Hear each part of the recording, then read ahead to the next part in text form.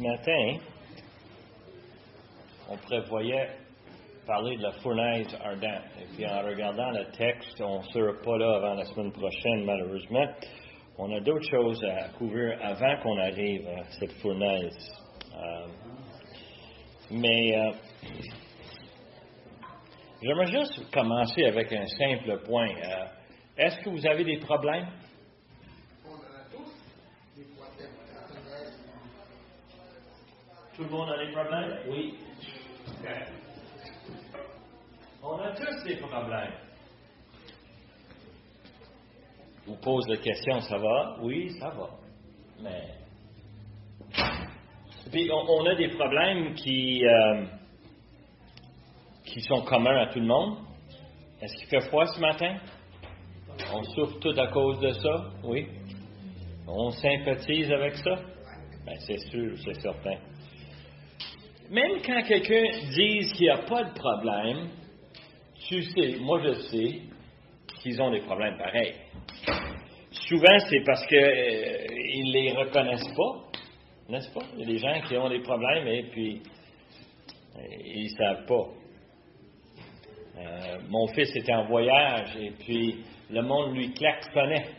Puis lui, tout allait bien.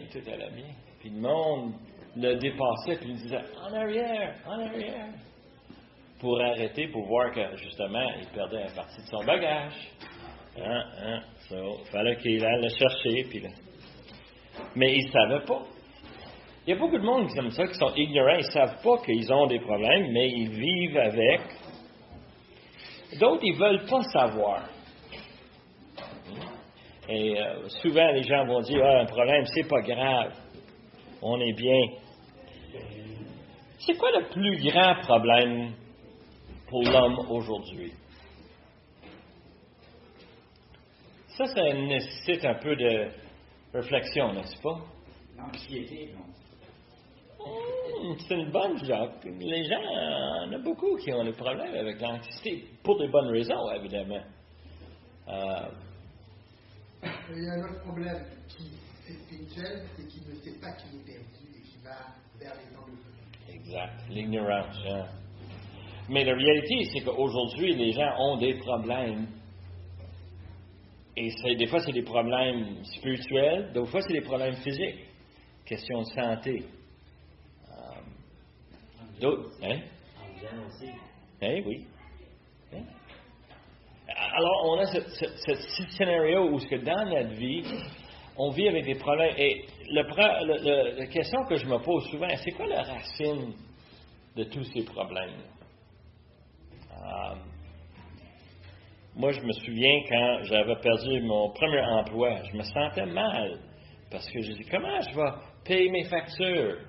Et l'anxiété, tout ça venait sur moi et ça m'a pris beaucoup de temps à réaliser que le Seigneur est en contrôle et le Seigneur dirige toutes choses. Et justement, il m'a trouvé un autre emploi, ça n'a pas pris de temps. Et j'ai réalisé que c'est le Seigneur qui contrôle, c'est pas moi. Je ne peux pas rajouter une journée à ma vie. All right? Si je m'inquiète, c'est le Seigneur qui sait toutes choses.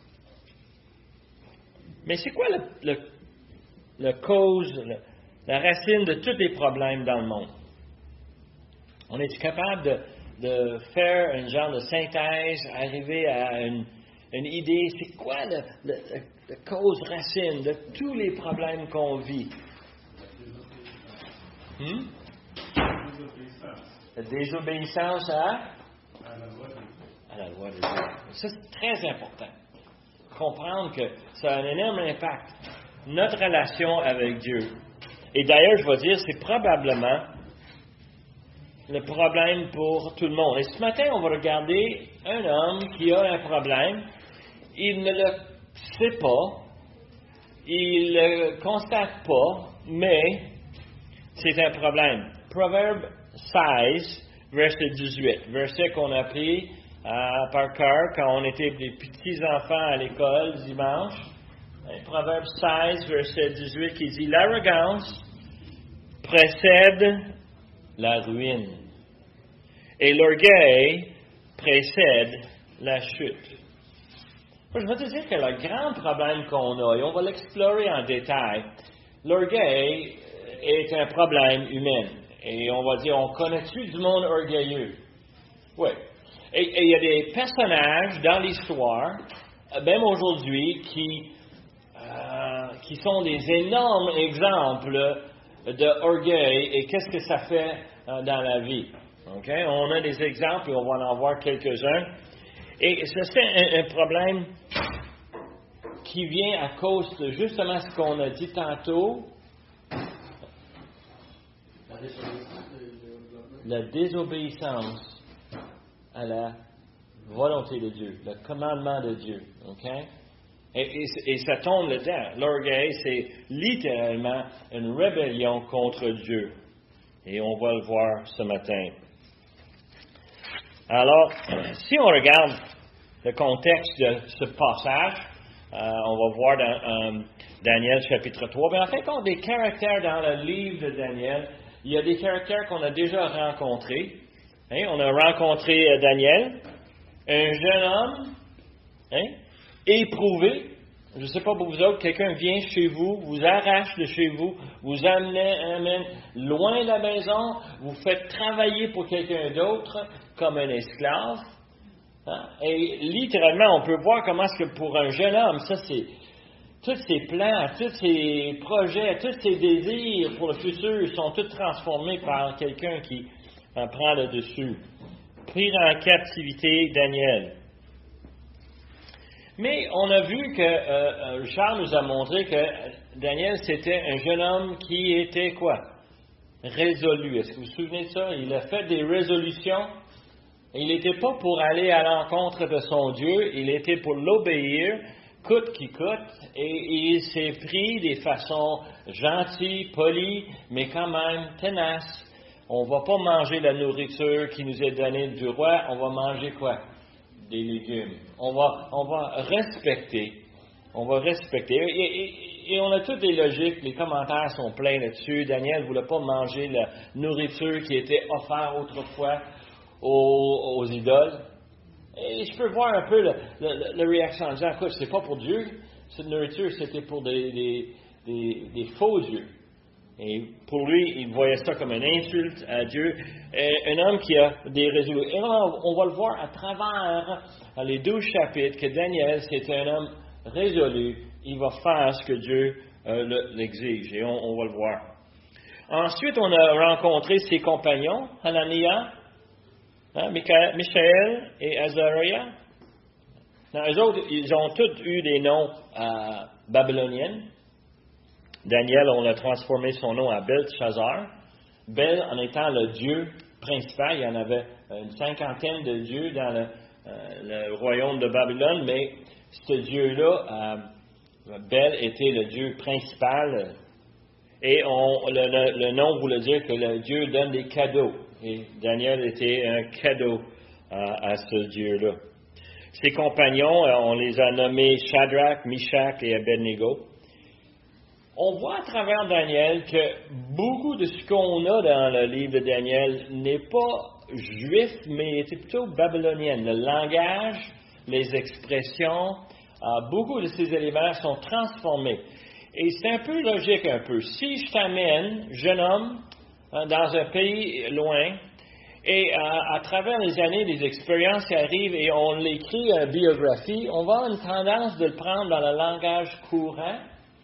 Le Nouveau Testament, on pense tout le temps que c'est écrit en grec, mais le langage utilisé dans le Nouveau Testament, beaucoup de ce langage, c'est un langage commun dans la Palestine, qui n'est pas hébreu, qui n'est pas grec, c'est araméen. Et c'est juste un langage commun que tout le monde entend dans la rue, tout le monde fait affaire avec les commerçants. Alors, on a cette notion que Daniel était écrit à Babylone. C'était une biographie, une autobiographie que Daniel a écrite. Il va servir de ces noms-là, les noms qu'ils ont été donnés. Troisième, on a parlé de Daniel, de ses compagnons. Troisième caractère que j'aimerais attirer votre attention, c'est le roi Nebuchadnezzar. Le roi Nebuchadnezzar, c'est un homme extrêmement intelligent. les archéologues nous démontrent dans les ruines qu'est-ce qu'il avait fait, comment est-ce qu'il avait construit. C'est lui qui a monté la ville de Babylone, dans la province de Babylone. C'est lui qui avait tout pensé à ces choses-là. Un homme très capable. Les différents bâtiments qu'il a construits. Il trouvait des moyens de refroidir les bâtiments pour que les gens puissent rester au frais. Même dans des journées ensoleillées, chaudes, dans le désert, c'est pas grave.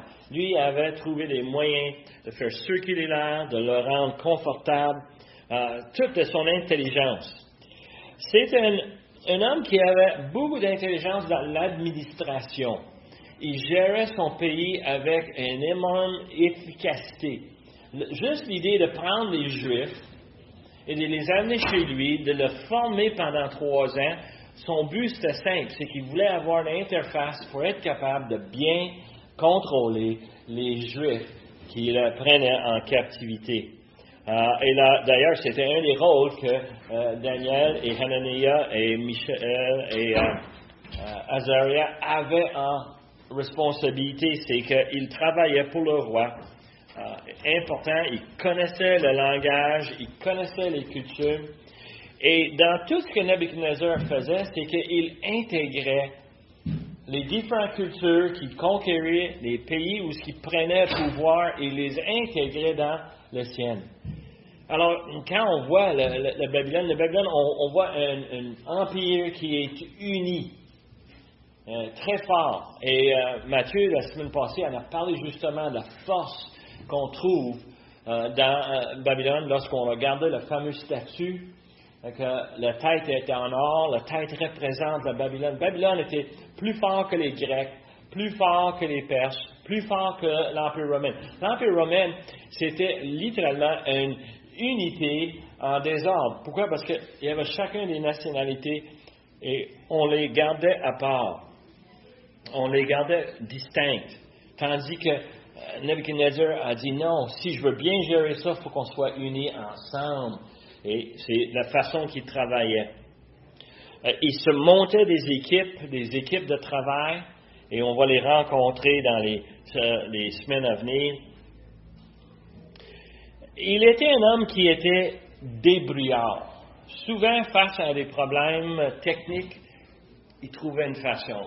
Quand ils attaquaient un pays, il trouvait des moyens, il développait toutes sortes de technologies pour être capable d'avoir le succès. C'est drôle un peu parce qu'aujourd'hui, quand on parle de système guerrier, Nebuchadnezzar était un qui a développé le système qu'on appelle l'attaque rapide. Si on veut conquérir un pays, il faut le faire le plus vite possible. Si on prend notre temps, ça va prendre 10, 15, 20 ans à avoir la victoire dans un certain pays, à cause du territoire, à cause des gens qui sont là. Mais lui avait développé l'attaque par cheval. Les chevaliers, il en avait et ils étaient rapides. Quand il arrivait, il prenait le pouvoir, il rentrait dans une ville. C'était un homme débrouillard dans les méthodes de comment faire la guerre. Et d'ailleurs, c'est quelque chose qu'il a appris de son père. Son père, son nom c'était Nabopolassar. C'est lui qui a commencé la rébellion de Babylone contre les Assyriens. Les Assyriens les avaient conquéris initialement, mais 100 ans plus tard, c'est maintenant le tour des Babyloniens de prendre le pouvoir, guerre civile. Et Nabopolassar a su que pour avoir la victoire, il faut aller directement au centre, le cœur de l'Empire assyrien. On va attaquer Ninive et on va le faire. Et c'est son fils qui l'a mis à la tâche. Et son fils s'est démontré encore guerrier par hors pair. Le succès qu'il avait rendu une destruction rapide sur les Assyriens. Il a pris pouvoir de l'Empire assyrien et ensuite il l'a élargi. Nebuchadnezzar a continué à faire les attaques vers le nord et vers l'ouest, jusqu'à un point qu'il attaquait jusqu'à l'Égypte. Et d'ailleurs, tu vois où est-ce qu'on a notre problème avec le livre de Daniel, c'est qu'est-ce qui est sur le chemin pour aller en Égypte? Il y a Israël, il y a Juda. Et quand il est arrivé à Juda, c'est là où il a pris le dessus sur eux. Et quand on a vu la façon qu'il a conquéri Israël, quand il a conquéri Juda, Nebuchadnezzar, lui, avait une stratégie, comme j'ai mentionné. Il a pris le meilleur pour commencer. Le roi, la famille royale, tous les hommes intelligents, tout ce qui était, si vous voulez, la gestion du pays, il a tout pris ça en captivité. Et là, il est revenu 5 ans plus tard pour en prendre quoi? Des hommes forts, il est venu chercher des ouvriers, il les a pris dans une deuxième captivité. Et ensuite, il est venu une troisième fois où c'était quoi? Il a vidé la place. Il a laissé quelques fermiers en place pour gérer les fermes, et à part de ça, il a tout pris et il a placé son monde à leur place. Alors, c'est un homme intelligent, c'est un homme débrouillard. Et nous, on peut identifier aujourd'hui avec des gens comme ça, n'est-ce pas? Tu peux nommer des gens qui sont des politiciens intelligents. Tu peux trouver des personnes en industrie, des gens dans l'industrie qui sont vraiment capables de bien bâtir leur compagnie, de bien grandir et avoir une croissance et d'avoir un énorme succès. Mais on revient à notre question initiale. Est-ce qu'on a des problèmes? Oui. Souvent, les gens qui ont des énormes succès, ils ont aussi des énormes problèmes. N'est-ce pas? C'est comme, on dirait que la vie quotidienne qui contient des problèmes, mais dans leur vie, ils sont amplifiés. Et on va le voir dans le roi Nebuchadnezzar.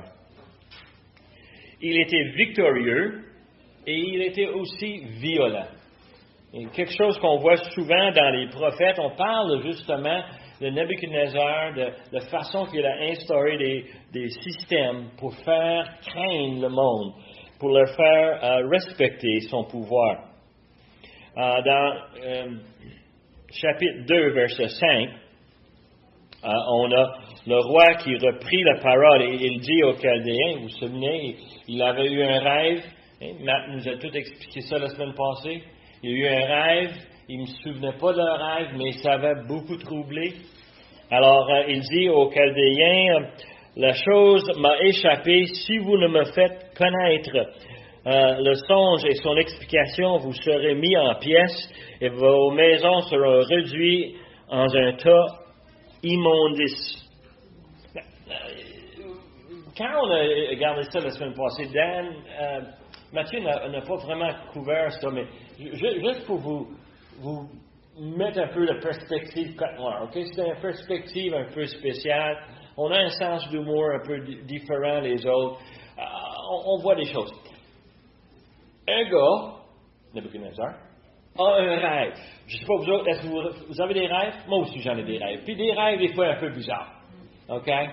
Je disais à Christian justement, j'avais un rêve cette semaine, j'avais une chaise de bureau et quelqu'un qui était à côté de moi m'a dit, tes pneus sont dégonflés. Puis je regarde, puis justement, j'avais des crevaisons sur ma chaise. C'est bizarre, hein? Puis moi et Christian, au déjeuner, on riait parce qu'on dit, t'as donc des rêves bizarres. Je dis, c'est rien. Hein? Si on regarde les Écritures, on va voir qu'il y a des rois qui ont des rêves. Et les rêves qui leur troublaient. Leurs rêves Nebuchadnezzar était tellement troublé à un point que dans son caractère violent, il dit à ces hommes intelligents, ces sages, il dit, si tu ne peux pas me dire le rêve que j'ai eu, que je ne me souviens pas, je vais te mettre en morceaux, puis je vais détruire tes maisons. Il me semble que c'est un peu radical à dire des choses bêtises comme ça. Comment ça se fait? Et puis je peux voir les sages à ce moment-là. Comment est-ce qu'ils ont le frisson? Hey, c'est quelque chose. Ils vont tous nous éliminer. Et on a vu comment est-ce que Matthieu nous a présenté comment est-ce que Daniel est arrivé. Il a démontré que le Dieu de l'univers peut expliquer des rêves inconnus. Ils peuvent les interpréter. Et on a vu comment est-ce que il est, je vais te dire tout de suite, il est arrogant, Nebuchadnezzar, de penser que quelqu'un d'autre peut deviner qu'est-ce que lui a rêvé. Moi, quand j'ai lu ça, je riais. C'est donc stupide. L'homme le plus puissant au monde, l'homme le plus intelligent au monde, il manque quelque chose de tellement ridicule. Et on a vu ça la semaine passée. Souvent avec le pouvoir, souvent avec l'intelligence. Et je vais dire, pas juste souvent, presque toujours, vient d'autre chose. L'insécurité. OK? Tu vas voir ça aujourd'hui. Les grands premiers ministres, les présidents des différents pays, ils ont énormément de pouvoir, mais ils semblent par leurs actions qu'ils sont extrêmement insécures. Ils peuvent, eux autres, se sentir attaqués par la moindre chose. Et ils vont sortir toutes sortes de choses qui, en fin de compte, cette insécurité mène à un caractère irrationnel. Et tu ne me dis pas le rêve. Je t'enlève la vie, je te détruis ta maison et ta femme. Et c'est pas raisonnable, ça. Qui est-ce qui va prendre la place après qu'ils sont partis? Tous tes administrateurs ont été éliminés d'un shot. Et maintenant, tu n'as plus personne pour aller te chercher un café. C'est un problème. Hein? Et je dirais, on vient défensif. On vient défensif. Tu ne peux pas me dire quelque chose. Pourquoi? Parce qu'ils ont une énorme crainte de perdre la face. Il faut qu'ils gardent leur pouvoir. Il faut qu'ils gardent le dessus sur toutes les situations. Ils sont orgueilleux à un point qu'ils deviennent émotionnels. Et quand je parle de toutes ces choses-là, c'est vrai des hommes aujourd'hui comme c'était de Nebuchadnezzar dans le temps. Et on va voir dans le passage chapitre 3 comment ça mène à des choses comme la colère. On va lire comment est-ce que Nebuchadnezzar va devenir furieux, rempli de rage. Illogique. Mais quand même, il va se choquer. Il va se choquer d'une façon incroyable. À cause de quoi? À cause de son orgueil. On voit souvent cette situation et on dit cela pourrait décrire beaucoup de personnes en position d'autorité aujourd'hui, dans l'histoire. Mais ça peut aussi représenter des gens bien ordinaires comme moi et comme vous, n'est-ce pas? D'être un peu orgueilleux, de avoir peur de faire la face, de dire des bêtises qu'on ne devrait pas dire, de poser des gestes qu'on ne devrait pas faire, simplement parce qu'on pense à nous, on ne pense pas. Hein? Qu'est-ce qu'on a dit initialement? Obéir la volonté de Dieu. Je vous arrive, la conclusion, c'est Nebuchadnezzar. On va le voir dans les chapitres à venir. Il va se mener de cette façon-là. Et c'est vraiment difficile à saisir, à comprendre. Dans le problème qu'on a, on peut l'identifier au commencement. Où est-ce que ça a commencé tout ce problème-là? Le problème, on a dit, ça a commencé en Ésaïe 14, verset 11. Okay? J'aime ça retourner dans l'histoire. Je radote, c'est une des caractéristiques de ma nature à moi. J'aime les histoires et j'aime raconter les histoires, mais celui-ci est spécial. Ésaïe 14, verset 11. Te voilà tombé du ciel, astre brillant, fils de l'aurore. Vous savez qui c'est, ça? Lucifer. Lucifer, justement. C'est l'ange de lumière. Tu es abattu à terre, toi le vainqueur des nations. Tu disais en ton cœur, je monterai au ciel, j'élèverai mon trône au-dessus des étoiles de Dieu. Je m'assierai sur la montagne de l'assemblée, à l'extrémité du septentrion. Je monterai sur le sommet des nuées et je serai semblable au quoi? Au très haut. Mais tu as été précipité dans les séjours des morts, dans les profondeurs de la fosse. Le problème, c'est Lucifer se croyait égal ou même plus haut que Dieu. Et ça, c'est l'image. Les problèmes, avant même que Adam et Ève ont tombé dans le péché, déjà, Satan avait tombé dans ce piège d'orgueil. Et c'est de là que c'est venu. Quand Satan est rentré dans le serpent et il a parlé à Ève, qu'est-ce qu'il lui a dit? C'était quoi la tentation? Manger une pomme parce que c'est fun de désobéir à Dieu? Non, c'est pas ça. C'était quoi la tentation? Est-ce que vous vous souvenez? Chapitre 3 de Genèse? Si vous mangez ce fruit, vous serez comme Dieu. Oh, yeah! La même logique qui s'est pris lui-même, il dompe sur Ève, il dompe sur Adam. Mange cette pomme, tu vas être comme Dieu. C'est-tu donc arrogant? C'est-tu donc... C'est lui qui t'a créé, tu vas lui dépasser en prenant une pomme, un fruit. Hey, c'est spécial. Mais c'est là où ça a commencé. Et quand on parle de Nebuchadnezzar, on parle de tous les rois qui l'ont précédé. On peut retourner en Genèse chapitre 11 et on a quoi? Nimrod.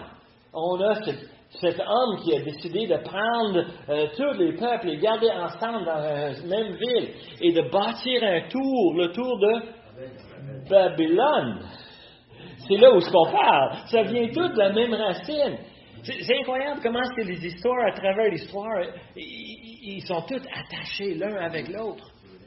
Et on a cette situation ici où ce qu'on voit, l'orgueil, c'est le problème racine.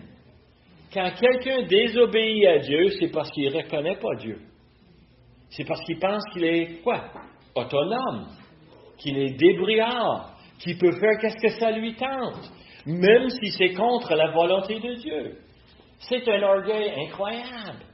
Et c'est pour ça que j'ai lu le proverbe. Le proverbe nous dit que ça quoi? Ça dévance la ruine. Ça dévance la chute. Et on parle ici des hommes. Now, si on pense que Dieu est un petit Dieu, tu sais, une idole de poche. Un Dieu assez petit que je peux l'empocher et l'amener avec moi. C'est moi qui contrôle Dieu. Ça, c'est une idée humaine. Ça, c'est pas une idée divine. Pourquoi? Parce que le Dieu de la parole de Dieu, c'est le Dieu créateur. Il a créé tout l'univers. Il n'y a rien qui lui échappe. Un des commentateurs que je trouve vraiment spécial, il dit que chaque molécule dans l'univers est obéissant à sa créateur, Dieu. Yeah. Et il donne l'exemple que quand Jésus a changé l'eau en vin, il dit, c'est simple, il dit, l'eau face à sa créateur, c'est rougi.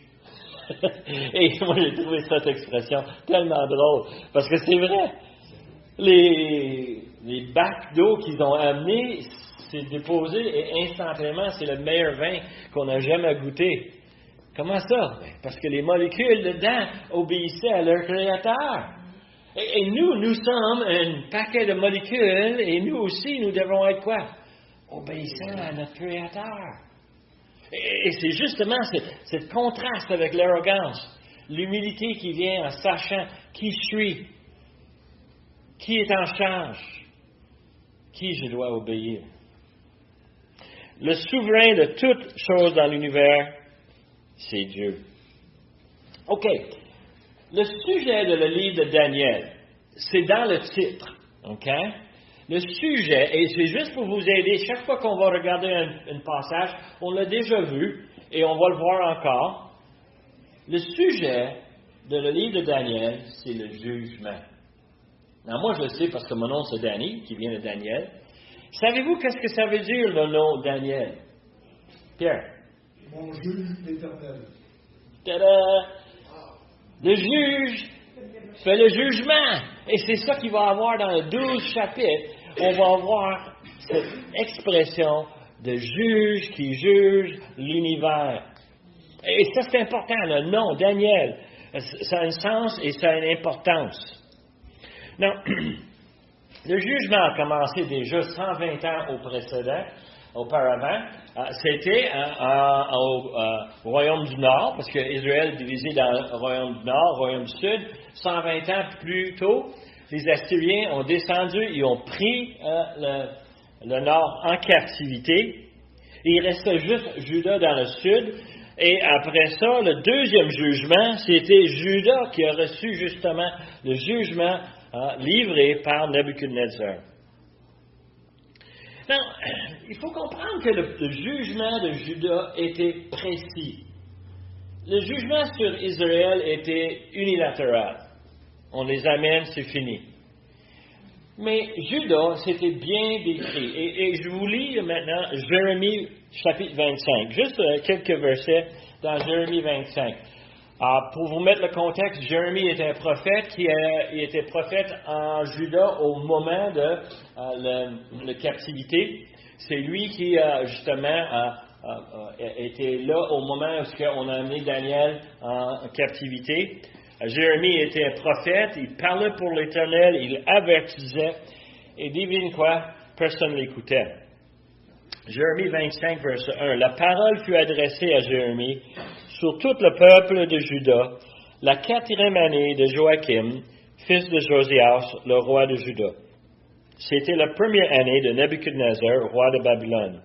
Parole de Jérémie prononcée devant tout le peuple et de Juda, devant tous les habitants de Jérusalem, et disait, depuis la 13e année de Josias, fils d'Amon, fils de Juda, il y a 23 ans, que la parole de l'Éternel m'a été adressée. Je vous ai parlé dès le matin, et vous n'avez pas écouté. L'Éternel vous a envoyé tous ses serviteurs, les prophètes. Il les a envoyés dès le matin, et vous n'avez pas écouté. Vous n'avez pas prêté l'oreille pour écouter. Ils ont dit, revenez chacun de vous, votre mauvaise voie, et de votre méchanceté, de vos actions, et vous resterez dans le pays que j'ai donné à vous et à vos pères, d'éternité en éternité. N'allez pas d'après d'autres dieux pour les servir, pour vous prosterner devant eux. Ne m'irritez pas par l'ouvrage de vos mains. Je ne vous ferai aucun mal. Mais vous ne m'avez pas écouté, dit l'Éternel, afin de m'irriter par l'ouvrage de vos mains pour votre malheur. C'est pourquoi ainsi parle l'Éternel des armées. Parce que vous n'avez pas écouté mes paroles, j'enverrai chercher tous les peuples du septentrion, dit l'Éternel, et je enverrai auprès de Nebuchadnezzar, roi de Babylone, mon serviteur. Je le ferai venir contre ce pays et contre ses habitants, contre toutes ces nations alentour, afin de les dévouer par l'interdit et d'en faire un objet de désolation, de moquerie, des ruines éternelles. Je ferai cesser parmi eux les cris de réjouissance, les cris d'allégresse, les chants de fiancés et les chants de fiancés, le bruit de la meule et la lumière de la lampe. Tout ce pays deviendra une ruine, un désert. Et ces nations seront asservies au roi Babylone pendant 70 ans. So, Jérémie annonce, au peuple de Juda que c'est fini. Et il dit que ça va être fait par qui? Son serviteur. Et c'est très important. Depuis tantôt, je vous parle de Nebuchadnezzar comme un homme intelligent, un homme habile, un homme arrogant, un homme orgueilleux. Et devine quoi? Jérémie dit, en passant, c'est le roi de Dieu. Dieu est propriétaire de cette Nebuchadnezzar. Il va servir de Nebuchadnezzar pourquoi? Pour châtier les peuples de Juda. Now, il faut comprendre que les Chaldéens étaient haïs de la part des Juifs. Dans Habakkuk, un autre prophète de ce même temps, il nous dit que, n'es-tu pas, verset 12 de Habakkuk 1, n'es-tu pas de toute éternité, l'Éternel mon Dieu, mon Saint? Ne nous mourrons pas, ô Éternel, tu as établi ce peuple pour exercer tes jugements. Ô mon rocher, tu les as suscités pour infliger les châtiments. Et dans Habakkuk, on a une question que les Juifs posent. Ils posent ces questions depuis des milliers d'années. Pourquoi? Et eux autres ne comprennent pas que Dieu va prendre un pays pire qu'eux autres comme châtiment. Et tu peux voir un peu, juste la question en elle-même, il y a un peu d'arrogance, n'est-ce pas? Les Juifs sont encore en train de péter les bretelles en disant, ben écoute, on est quand même des descendants d'Abraham, d'Isaac, de Jacob. On est mieux que ces gens-là, les Babyloniennes qui vont venir. Et ils posent la question, pourquoi? Et l'Éternel est en train de leur dire, mais c'est parce que eux autres, ils travaillent pour moi. Ces gens-là travaillent pour moi. Et ils vont faire le travail que je leur donne à faire, de vous punir à cause de votre idolâtrie, à cause de votre rébellion. Dans Jérémie 25, nous dit, je retourne au verset 12, « Mais lorsque ces 70 ans seront accomplis, je châtierai le roi de Babylone et cette nation, dit l'Éternel. À cause de leurs iniquités, je punirai le pays des Chaldéens et j'en ferai de ruines éternelles. Je ferai venir sur ce pays toutes les choses que j'ai annoncées sur lui. Tout ce qui est écrit dans ce livre, ce que Jérémie a prophétisé sur toutes les nations, car les nations puissantes et grandes rois les assailiront. Eux aussi, je leur rendrai selon leurs œuvres et selon l'ouvrage de leurs mains. » Dieu est en train de dire, c'est pas grave. Qui va te châtier? Pourquoi? On va les traiter les autres aussi. Et d'ailleurs, moi, comme parent, c'est devenu une stratégie. Dès le jeune âge, j'ai découvert que quand je punis un enfant, je punis tous les enfants. N'est-ce pas? Il y a une chicane au sujet d'un jeu vidéo, il y en a un qui n'est pas content, j'enlève le jeu vidéo. Qui est puni? Les quatre. Et les quatre vont comprendre que quoi?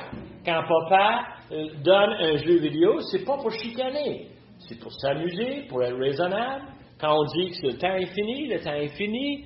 On cherche une discipline. L'Éternel regarde toutes ces molécules et il va les traiter comme ils ont besoin. C'est lui qui décide. Et c'est lui qui décide qui va châtier Israël. Et il sait que ceux-là aussi. Non, juste pour vous montrer le contexte, prenez un pas de recul, OK? Babylone a commencé leur pouvoir à peu près dans le temps où on arrive à prendre Jérusalem. Et j'ai frôlé ça rapidement, là. Nebuchadnezzar était le chef guerrier de son père. Il prend le temps de conquérir. Il vient conquérir Israël et devine quoi? Il devient le roi à la place de son père. Au moment où on conquiert Israël, 70 ans vont passer et devine qu'est-ce qui va arriver? Dieu va punir Babylone.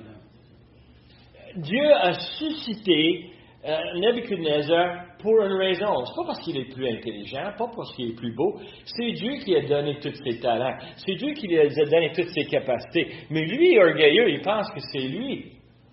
Et je vous prépare pour chapitre 3, là, parce que là, on va voir un homme qui agit irrationnel. Il ne reconnaît pas que Dieu lui a donné ses pouvoirs. Et Jérémie annonce très simplement 70 ans. Ils vont prendre le pouvoir pour 70 ans pour punir Israël, Juda, pendant 70 ans. Et après cela, devine quoi?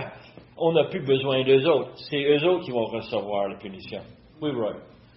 Moi, je vois que Daniel était dans sa maison, il a ouvert les rouleaux et il a lu Jérémie. Ça veut dire que la prophétie de Jérémie a voyagé rapidement à Babylone. Mm-hmm. Parce que des fois, on pense que la prophétie, on va la découvrir des milliers d'années plus tard, mais c'était contemporain. Jérémie avec Daniel, c'était des gens qui vivaient en même temps. Oh, yeah. Mais c'est la prophétie de Jérémie. Ils vivent en même temps, puis ce que tu décris, là, c'est un monde très bien connecté. Ils se connaissaient. La main, c'était rapide. Pense un peu. Daniel avait peut-être 15 ans. Jeune homme. Peut-être pas trop soucieux de la vie. Mais il habitait à ce moment-là à Jérusalem. Qui était le prophète qui annonçait la punition qui est venue? Jérémie. À qui est-ce qu'il annonçait? Et aux dirigeants. Tu ne penses pas que Daniel, il ne savait pas? Il savait très bien. Et quand Jérémie a écrit ses prophéties et on a fait des copies, tu peux en être sûr que les Juifs en ont amené avec eux autres. Tu as raison. C'est justement, c'était les faits courants. Amène la manchette et on va le checker. Puis Daniel est au courant de ces choses-là. Et ça donne une autre couleur à ce livre. Quand on lit Daniel, c'est pas toutes des surprises. Daniel est au courant et on va voir certaines choses. Par exemple, moi et Matt, on s'est chicanés parce que on s'en vient plus tard avec un prière que Daniel va faire. Puis moi, je voulais le faire, mais en fin de compte, il a gagné. C'est lui qui va le faire. Mais cette prière, quand tu vois dans cette prière, tu réalises, c'est un homme qui comprend très bien qu'est-ce qui se passe. Il est un homme bien informé. Justement, là, c'est pas des surprises. Il sait dans quel pétrin que les Israélites, le peuple de Juda, ils sont. Alors, ici, on voit que Dieu est juge. C'est le nom de ce livre-là. Et là, on arrive à notre passage. Et on a juste 5-10 minutes. J'aimerais juste introduire chapitre 3 en regardant chapitre 2. Parce que Matt a passé vite. Et les derniers versets, c'est tellement important pour essayer de comprendre qu'est-ce qui arrive dans le chapitre 3. Verset 46 de chapitre 2, on lit, « Alors le roi Nebuchadnezzar tomba sur la face et se prosterna devant Dieu. » Non, hein? Première chose à constater. Après qu'on lui a tout expliqué le rêve et on a tout donné l'interprétation, il donne-tu gloire à Dieu? Non. C'est Daniel. Daniel. Et il va donner quoi? Il va donner toutes sortes de cadeaux à Daniel. Hein? Il dit en vérité, votre Dieu est le Dieu des cieux et le Seigneur des rois. Il révèle les secrets puisque tu as pu découvrir ce secret. Alors, il reconnaît que Dieu a un rôle à jouer là-dedans. Mais il faut comprendre que Nebuchadnezzar n'a pas le respect de Dieu. Si on regarde les gens en pouvoir aujourd'hui, est-ce qu'ils croient dans un Dieu? Est-ce qu'ils croient dans le vrai Dieu? Non. On doute ça, hein? Dans leur comportement, leur langage. Combien de politiciens aujourd'hui se lèvent en disant « Je remercie Dieu que j'ai cette opportunité de vous parler aujourd'hui. » J'ai jamais entendu cette introduction-là. Et j'aimerais ça l'entendre à chaque fois parce que ça me rassurait que quelqu'un est en contrôle, quelqu'un en qui j'ai confiance. Ensuite, verset 48, le roi éleva Daniel et lui fit les nombreux riches présents. Il lui donna le commandement de toute la province de Babylone. Il l'établit chef suprême sur tous les sages de Babylone. Et Daniel pria le roi de remettre l'intendance de la province, l'administration de la province de Babylone, à Shadrach, Meshach et Abednego. Et Daniel était à la cour du roi. So, Daniel était rendu un homme important.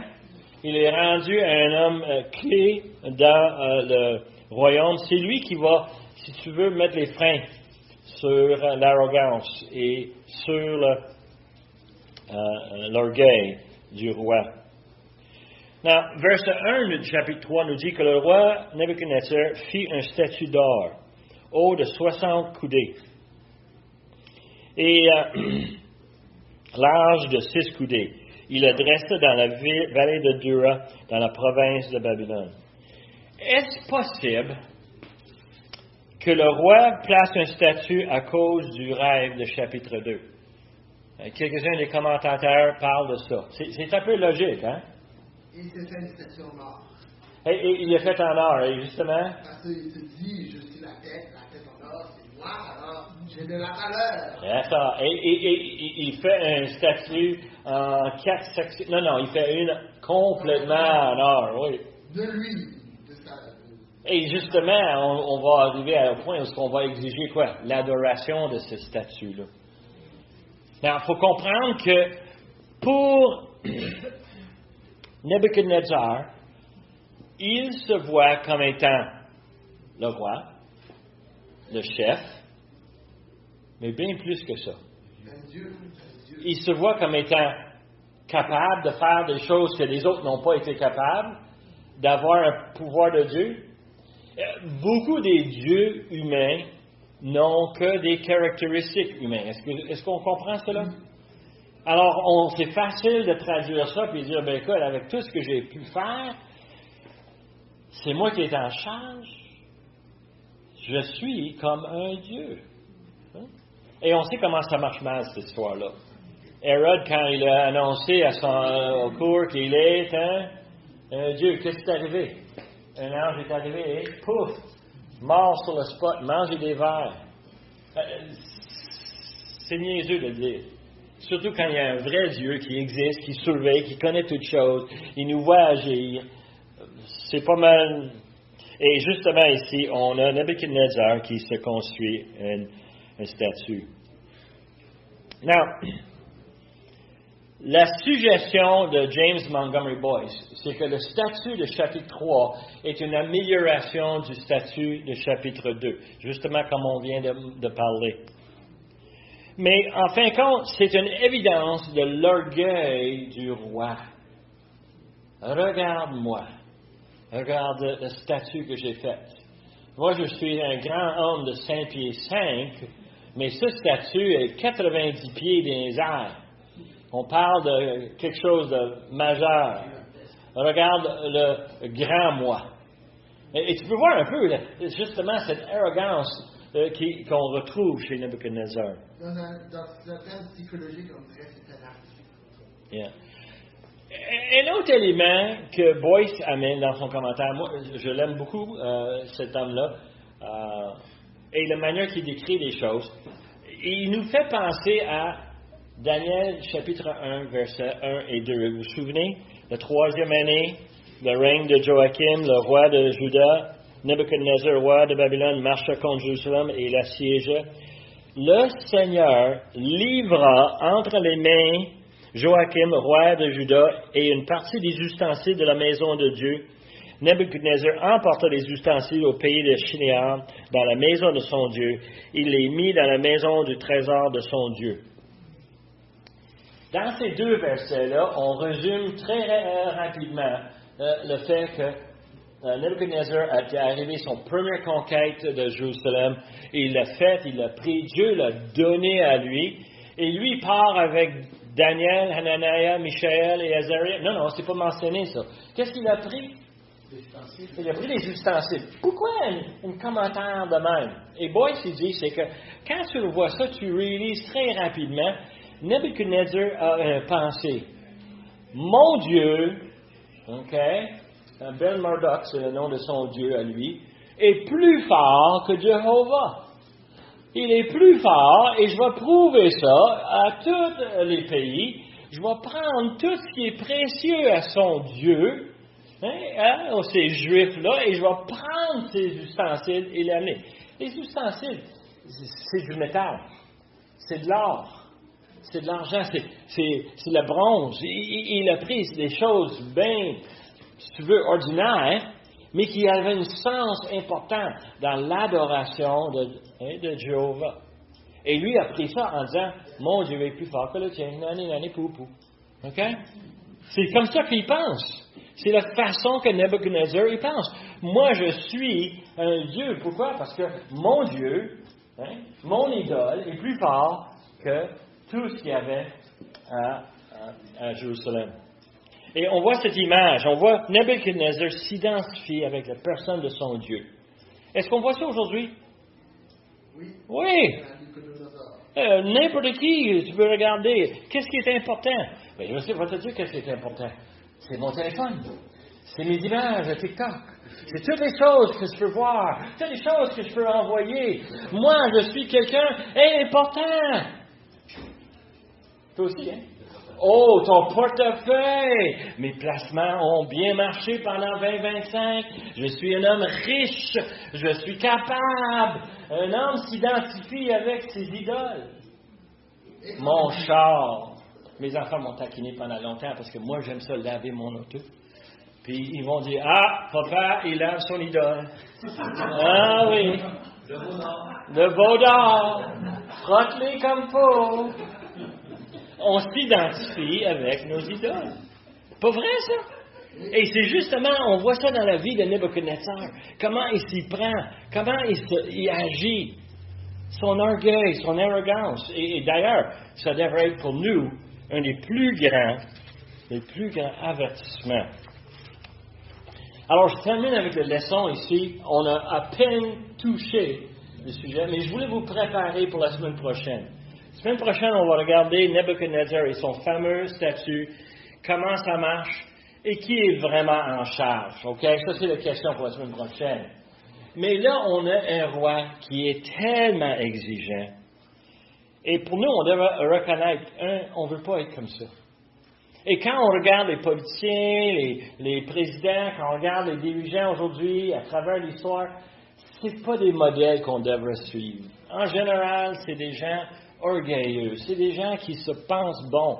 Et en réalité, ils ne reconnaissent pas que leur bonté, leur capacité vient comme un cadeau de Dieu.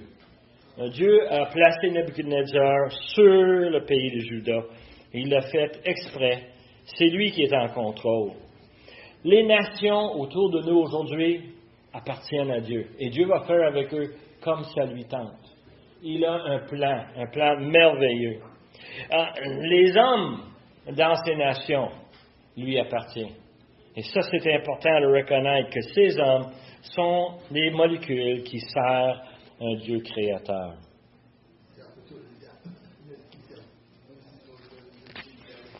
Hein?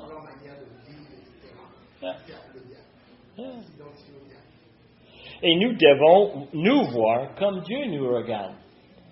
Des pécheurs, désobéissants, rebelles. Moi, j'aime pas ça. J'aime pas ça dire ça à personne. Mais c'est la réalité. Nous sommes dans cette situation et on a besoin d'un sauveur. Quelqu'un qui va payer nos péchés. Et Dieu nous lui fournit. Dieu nous a donné un sauveur, quelqu'un capable de tout faire. Et nous, on est capable, comme Paul dit, on fait tout par quoi? Par Christ qui est en nous. C'est quelle grande merveille. Pourquoi? Parce que c'est à Dieu. Et si je vous parle aujourd'hui, c'est parce que Dieu l'a permis. C'est parce que Dieu l'a voulu. Si vous êtes en train de témoigner à votre voisin, à une collègue de travail, peut-être un ami à l'école, c'est parce que Dieu l'a permis, Dieu l'a voulu. Hein? C'est quel privilège. Et nous, on devrait se dire quelle gloire qu'on a, qu'on peut donner l'honneur à Dieu dans tout ce qu'on dit, dans tout ce qu'on fait. Je termine avec 1 Jean chapitre 2, versets 15 à 17, un passage qu'on doit maîtriser, on doit le mémoriser. N'aimez point le monde, ni les choses qui sont dans le monde. Si quelqu'un aime le monde, l'amour du Père n'est point en lui. Car tout ce qui est dans le monde, la convoitise de la chair, la convoitise des yeux, l'orgueil de la vie. OK, M. Nebuchadnezzar? L'orgueil de la vie. Hein? Ne vient point du Père, mais vient du monde. Et le monde passe, et sa convoitise aussi. Mais celui qui fait la volonté de Dieu demeure éternellement. Quelle promesse, hein? La solution à tous les problèmes, c'est simple, c'est Dieu. Aussitôt qu'on met notre confiance en Dieu, il n'y a plus d'anxiété, il n'y a plus d'inquiétude, il n'y a plus d'arrogance. On sait que c'est tout lui qui fait tout. Et nous, on est bénis. Prions. Père éternel, on te remercie pour le fait que tu es si grand. Si grand que tu dépasses toutes choses. Même l'adversaire ne peut rien faire sans que tu lui permets. Seigneur, on te remercie pour le fait que tu nous as donné l'exemple du roi Nebuchadnezzar, qu'on puisse voir en lui les caractéristiques que nous, on doit éviter, tout simplement en tournant vers toi et en te donnant la gloire et en te demandant, Seigneur, que veux-tu qu'on fasse? Donne-nous ta volonté dans ta parole, qu'on le suive fidèlement, qu'on le mette en pratique, qu'on en parle avec les gens autour de nous, qu'on soit les témoins, les flambeaux pour toi. Nous demandons ces choses parce que tu es un grand Dieu et tu es capable de tout faire par nous et pour nous. Et on te remercie pour ces choses par le nom de Jésus, notre Sauveur et notre Maître. Amen.